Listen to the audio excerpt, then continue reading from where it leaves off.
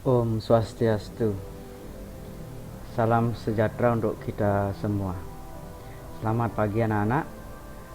Semoga masih dalam kesehatan walafiat walaupun masih dalam keadaan pandemi sekarang. Nah, sebelum pembelajaran hari ini dimulai, pada anak-anak selalu patuhi protokol kesehatan. Selalu pakai masker, selalu cuci tangan dengan sabun atau hand sanitizer, dan jangan lupa jaga jarak aman minimal 1,5 meter ya. Oke, untuk hari ini kita pembelajaran akan kita mulai. Silahkan kalian siapkan alat tulisnya masing-masing dan simak materi video pembelajaran hari ini dengan baik-baik.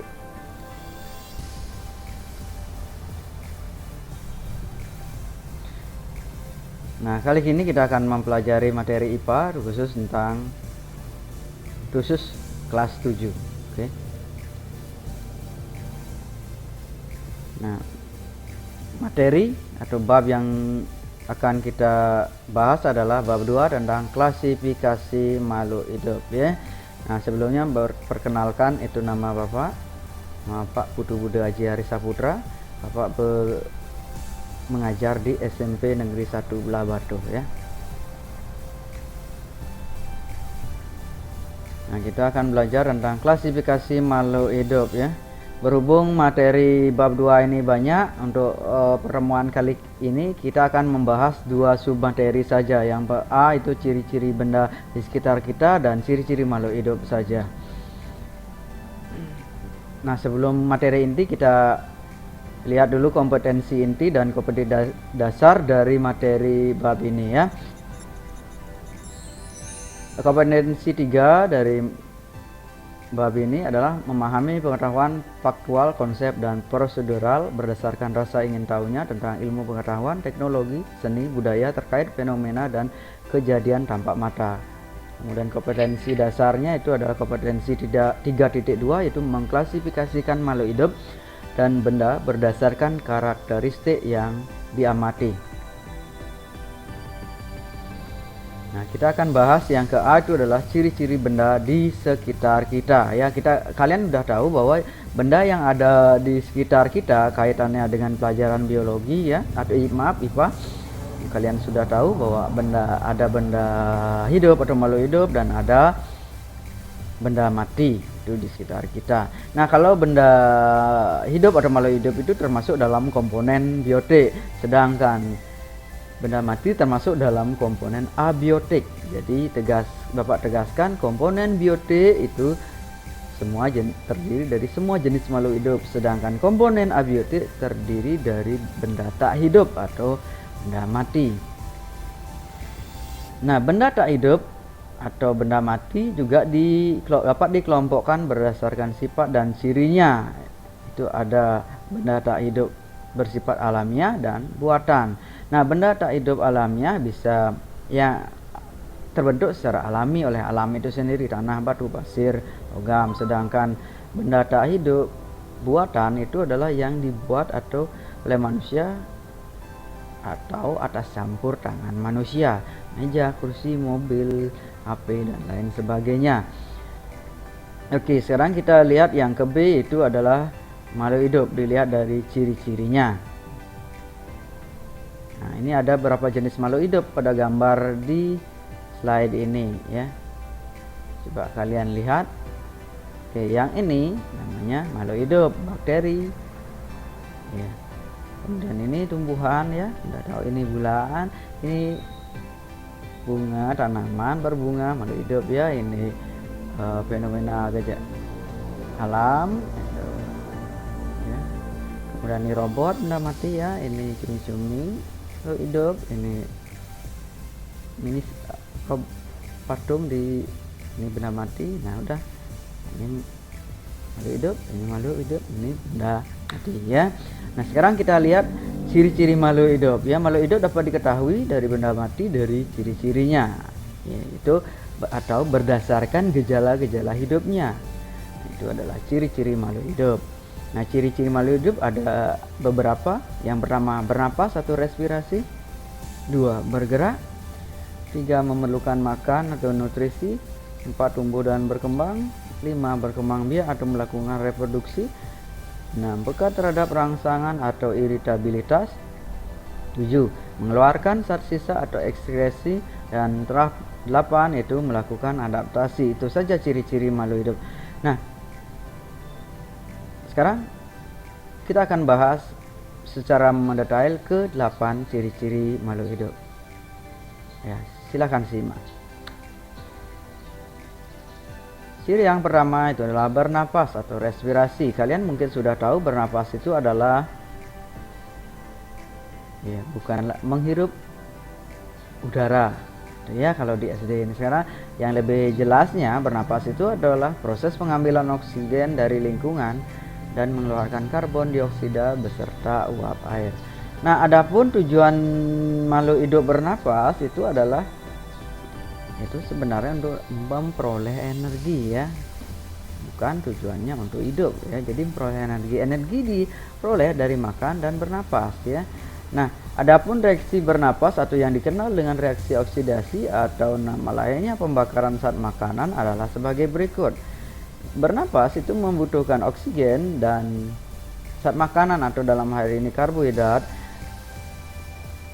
direaksikan dalam tubuh itu akan menghasilkan pertama energi digunakan untuk aktivitas, kemudian dikeluarkan karbon dioksida, juga dihasilkan dan dikeluarkan uap air, gitu ya.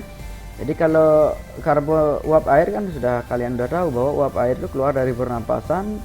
Ini dapat dibuktikan dengan cara kalian mengembuskan napas di kaca, maka kacanya akan buram, itu mengeluarkan air. Nah, sedangkan karbon dioksida dikeluarkan dalam pernapasan itu dibuktikan dengan cara jika kalian mengembuskan napas di air kapur, maka air kapurnya akan menjadi keruh. Itu cara membuktikannya, ya. Nah, atau rumus kimia dari reaksi oksidasinya, oksigen O2, zat makanan atau karbohidrat, rumus kimianya C6H12O6, energi karbon dioksida itu CO2 atau 6CO2, dan uap air adalah H2O, ya. Nah, sekarang kita lihat jenis respirasi pada makhluk hidup. Ada 2 jenis respirasi pada makhluk hidup, ya. Itu yang pertama adalah pernapasan aerob, yang kedua adalah pernapasan anaerob, ya. Pernapasan aerob pada hewan dan tumbuhan, sedangkan pernapasan anaerob pada jamur dan bakteri. Nah, apa itu pernapasan aerob? Itu adalah pernapasan yang menggunakan atau membutuhkan oksigen, ya. Sedangkan pernapasan anaerob adalah pernapasan yang tidak menggunakan oksigen. Jadi nama lainnya adalah proses fermentasi, ya. Ini dilakukan oleh jamur dan bakteri tertentu, ya. Pada saat pembuatan tape, gitu, ya. Itu adalah membuat jamur dia tidak membutuhkan oksigen, ya. Jamur atau ragi tape itu, ya, sebenarnya dia bernafas tapi tidak boleh ada oksigen. Kalau ada oksigen dia dorman, ya di jamur tape. Nah, sekarang kita lihat alat pernapasan pada makhluk hidup, ya. Ada beberapa pernapasan alat pada makhluk hidup. Yang pertama ada paru-paru pada manusia, ada insang, dulunya pada ikan, trakea pada serangga, belalang, gitu, ya. Kulit pada cacing, katak juga. Kemudian stomata dan lentisel itu pada tumbuhan. Stomata itu ingat mulut daun, lentisel itu lubang pada batang, ya. Itu diingat lagi. Nah, ini gambar jamur dan bakteri. Ini bakteri, ya, kurang lebih seperti ini. Nah, sekarang ciri yang selanjutnya adalah bergerak. Bergerak itu sebenarnya berpindah tempat, ya. Jenis gerak pada makhluk hidup ada 2, yaitu gerak aktif dan pasif. Pada tumbuhan gerak pasif, pada hewan gerak aktif. Nah, manusia dan termasuk hewan bergerak aktif, artinya disertai perpindahan. Nah, kita lihat alat-alat gerak pada hewan ada beberapa, ya, misalnya kaki pada vertebrata, itu hewan yang bertulang belakang. Kemudian sirip misalnya pada ikan, sayap pada burung, kaki semu pada atau pseudopodia dimiliki oleh amuba, ya. Nah, jadi nama lengkapnya adalah amuba proteus. Kemudian cambuk atau flagel itu pada Euglena viridis bulu getar atau silia pada paramecium. Yang Amoeba aeugleana paramecium ini adalah makhluk hidup yang berukuran mikroskopis, yang itu biasanya di air tawar, harus dilihat dengan mikroskop ya. Nah sekarang bagaimana dengan tumbuhan? Seperti yang Bapak tadi bilang juga, tumbuhan apakah bergerak? Ya bergerak dia. Ini jenis gerak pada tanaman ya. Tumbuhan bergerak secara pasif, artinya tidak disertai perpindahan. Ini jenis geraknya ada gerak esionom, endonom, hygroskopis, kompleks. Esionom itu ada taksis, tropisme, nasti. Lebih lengkap materi ini kalian dapatkan nanti atau kalian pelajari di kelas 8. Nah sekarang kita akan bahas jenis gerak tumbuhan, hanya beberapa saja. Gerak pada tumbuhan ada 3 secara umum: gerak tropisme, taksis, dan nasti. Nah, gerak tropisme itu adalah gerak sebagian tubuh tanaman menuju arah pasangan. Sebagai contoh, ujung batang tanaman tumbuh ke arah sinar matahari ya, seperti ini. Sedangkan gerak taksis itu adalah gerak seluruh bagian tubuh tanam menuju rangsangan. Ini seluruhnya. Contohnya butir kloroplas bergerak menuju cahaya. Nah butir kloroplas ini ada di daun, yang menyebabkan daun tanaman berwarna hijau itu. Kloroplas itu selalu bergerak di mana ke arah cahaya ya. Kemudian yang ketiga itu gerak nasti, adalah gerak tanaman yang tidak menuju arah rangsangan atau tidak dipengaruhi arah rangsangan. Contohnya daun putri malu ya, mengatup saat disentuh ya, tidak menuju rangsang. Walaupun kalian sentuh di atas, di batang, di ranting, dia tetap daunnya mengatup ke bawah. Itu namanya gerak nasti. Banyak lagi contohnya. Oke, ciri yang selanjutnya adalah memerlukan makan dan minum atau memerlukan nutrisi. Tentunya ya sebagai makhluk hidup, biar bisa hidup ya harus memerlukan makan dan minum ya. Nah manusia dan hewan untuk memperoleh makanan itu sangat bergantung dari makhluk hidup lain, sehingga hewan dapat dikelompokkan menjadi organisme heterotrof. Jadi tidak bisa membuat makanan sendiri, itu heterotrof. Sedangkan tumbuhan dapat membuat makanan sendiri dari proses fotosintesis, sehingga tumbuhan bisa juga disebut dengan organisme autotrof, artinya dapat membuat makanan sendiri. Nah sekarang kita lihat reaksi fotosintesis pada tanaman. Nah kalian masih ingat kan fotosintesis? Ingat, fotosintesis itu adalah proses memasak makanan di daun ya. Reaksinya seperti ini. Yang dibutuhkan dalam proses fotosintesis itu adalah H2O atau air ditambah CO2 atau karbon dioksida, dibantu dengan sinar matahari dan klorofil. Ingat, sinar matahari ini ditangkap oleh klorofil ya. Kemudian akan menghasilkan karbohidrat atau C6H12O6 dan oksigen atau O2. Itu reaksi pernapasan ya. Ingat, fotosintesis terjadi pada siang hari ya. Ini seperti ini ya. Jadi oksigen dikeluarkan, karbohidrat ini dari hasil fotosintesis digunakan oleh tumbuh-tumbuhan, dan sisanya disimpan di bagian tubuh tumbuhan, baik di batang, di akar, di daun, di buah ya. Itu untuk keperluan makhluk hidup lainnya. Sekarang kita lihat tumbuh dan berkembang ya. Nah pertama, tumbuh. Pertumbuhan itu memiliki sifat pertumbuhan itu adalah kuantitatif. Ingat, tumbuh bertambah tinggi itu tumbuh. Sifatnya kuantitatif, artinya dapat diukur ya dengan alat ukur sama sangat tinggi, besar, dan lain sebagainya. Dan sifat yang kedua adalah irreversible, artinya tidak dapat kembali ke bentuk semula. Kalau kalian sudah tumbuh, nggak menyusut. Itulah makhluk hidup. Oke, kita lanjutkan materinya.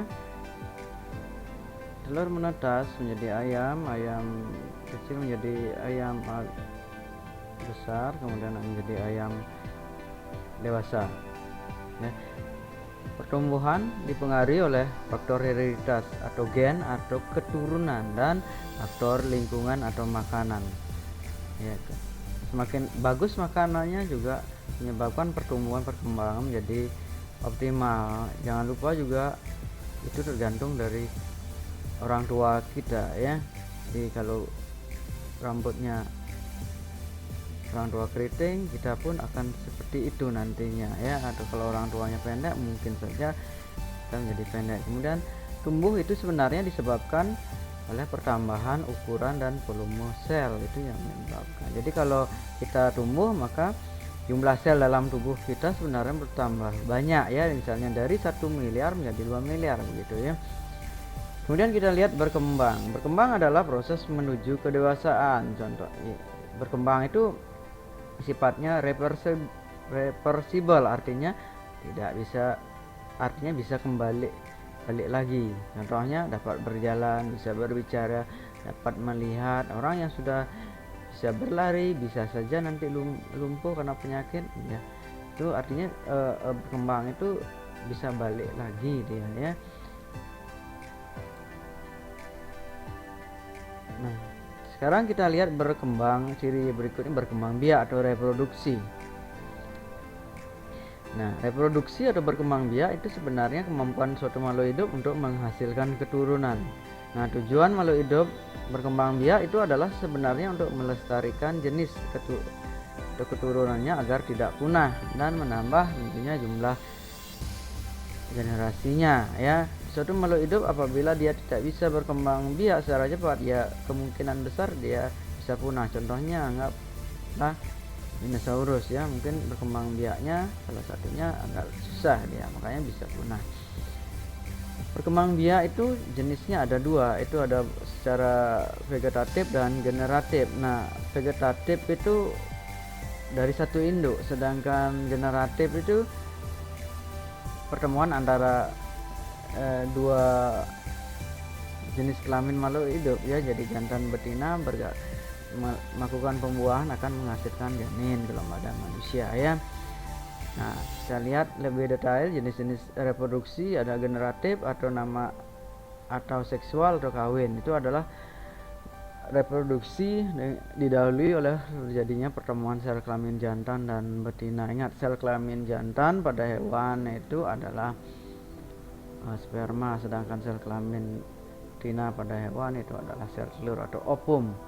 Tumbuhan berkembang biak dengan generatif dengan cara biji, sedangkan pada hewan berkembang biak caranya adalah ovipar, bertelur pada ayam, vivipar atau beranak pada singa contohnya, ovovivipar itu bertelur beranak contohnya pada kadal, ular buah, anaconda itu ya. Sedangkan reproduksi vegetatif atau aseksual atau tak kawin itu artinya tanpa didahului pertemuan sel kelamin. Ada dua ya, vegetatif alami dan buatan. Secara alami contohnya umbi, spora dan lain sebagainya. Sedangkan secara buatan contohnya stek, cangkok, menyambung, menganten gitu ya. Nah, sekarang ciri berikutnya adalah peka terhadap rangsangan atau iritabilitas. Tumbuhan mereaksikan adanya rangsangan juga. Contohnya putri malu mengatupkan daunnya saat disentuh. Nah, iritabilitas pada tanaman itu sama dengan gerak pada tanaman ya. Sedangkan pada hewan itu memiliki alat indera. Alat indera itu terdiri dari sel saraf atau neuron ya. Jadi alat indera ini adalah alat tubuh yang peka terhadap suatu rangsangan. Alat indera pada manusia dan hewan antara lainnya adalah mata, misalnya peka terhadap rangsangan cahaya dia, kemudian rangsangan getaran suara oleh telinga, hidung menanggapi rangsangan bau, kulit menanggapi rangsangan panas, dingin, sentuhan, tekanan dan luka, kemudian lidah menanggapi rangsangan rasa ya, baik pahit, manis, sesan, asin ya, itu ya.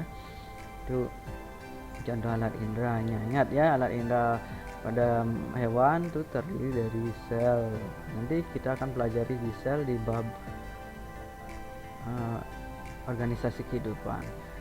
Nah, sekarang kita lihat ciri berikutnya mengeluarkan zat sisa atau ekresi. Semua makhluk hidup tentunya mengeluarkan zat sisa dari tubuh, hasil metabolisme tubuh sebenarnya ya. Zat sisa ini harus dikeluarkan ya, karena jika tidak bisa merugikan atau bisa bersifat racun bagi tubuh. Nah, sisa metabolisme atau ekresi ini dikeluarkan dari pernapasan, ekresi, dan defekasi. Nah, contoh alat pernapasan adalah pada makhluk hidup itu paru-paru mengeluarkan CO2 dan uap air. Yang kedua adalah kulit. Kulit keringat mengeluarkan keringat, juga mengeluarkan minyak. Minyak ini untuk melembabkan kulit ya. Kemudian hati itu mengeluarkan empedu, itu dipakai sebagai membantu proses pencernaan makanan di usus halus ya. Kemudian ginjal itu memproduksi urin atau air kencing ya. Kemudian anus mengeluarkan feses, gas juga, cairan juga. Kemudian pada tanaman itu stomata dan lentisel. Ciri makhluk hidup yang ke-8 itu adalah beradaptasi. Nah, adaptasi itu adalah kemampuan makhluk hidup untuk menyesuaikan diri terhadap lingkungan. Makhluk hidup harus beradaptasi. Jika makhluk hidup tidak bisa beradaptasi, maka dia tidak akan bisa hidup ya, alias mati ya. Dia punya kemampuan, setiap makhluk hidup memiliki kemampuan beradaptasi yang berbeda-beda. Kita lihat jenisnya. Jenis adaptasi itu ada 3. Yang pertama adalah adaptasi morfologi, fisiologi, dan terakhir adalah adaptasi tingkah laku. Nah, adaptasi morfologi itu adalah penyesuaian diri terhadap lingkungan dengan mengubah bentuk tubuh. Contohnya, bebek itu kakinya berselaput, unta itu memiliki unduk ya, baik unduknya 2 atau 1 ya, itu tempat menyimpan lemak dan cadangan air, karena unta hidup di daerah kering ya, gurun. Ikan bersirip. Kemudian adaptasi fisiologi itulah penyesuaian fungsi alat tubuh ya, contohnya bunglon melakukan kamuflase ya, bukan mimikri ya, jadi merubah warna tubuh ya. Kemudian kita berkeringat saat udara panas, itu adaptasi fisiologi ya. Kemudian adaptasi tingkah laku itu ya, perubahan tingkah laku ya, contohnya beruang melakukan hibernasi atau tidur musim dingin, kerbau berkubang di lumpur, itu adalah contoh adaptasi tingkah laku. Ketika hewan menginjak masa perkawinan pun melakukan adaptasi tingkah laku ya. Nah itu saja materi yang bisa saya sampaikan untuk pertemuan hari ini ya. Saya tutup dengan Parama Santi. Om Santi Santi Santi Om.